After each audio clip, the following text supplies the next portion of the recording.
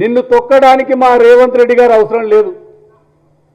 నిన్ను తొక్కడానికి స్థానిక సిద్దిపేట ప్రజలు కానీ, రైతన్నలు కానీ, విద్యార్థులు కానీ, మహిళలు కానీ అందరూ సిద్ధంగా ఉన్నారు.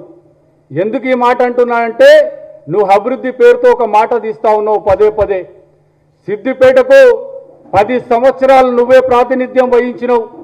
నీ మామ అల్లుళ్ళు 40 సంవత్సరాలు పరిపాలించారు.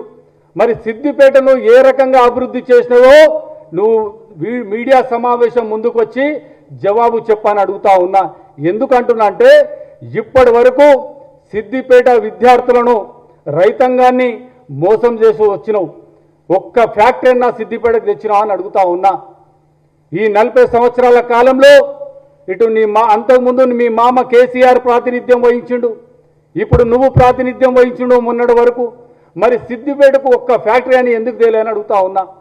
సిద్దిపేట నియోజకవర్గం నుంచి దాదాపు సుమారు సంవత్సరానికి 3 నుంచి 4 వేల మంది నిరుద్యోగులు బయటకు వస్తూ ఉన్నారు.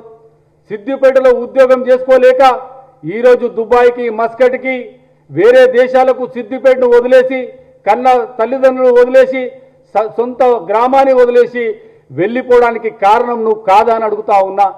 పక్క జిల్లాలో ఫ్యాక్టరీలు వస్తే సిద్దిపేట జిల్లాలకు, సిద్దిపేట ప్రాంతానికి ఎందుకు ఫ్యాక్టరీలు తెచ్చి నిరుద్యోగ సమస్యను ఎందుకు దూరం చేయలేదో సమాధానం చెప్పమని హరీష్ రావుని అడుగుతా ఉన్నా. ఇవన్నీ మాయమాటలు బంద్ చేసి ప్రజలను మోసం చేయడం మానుకో. ఎందుకంటే నీకు ఎక్కడిదక్కడ బుద్ధి చెప్తా ఉన్నారు.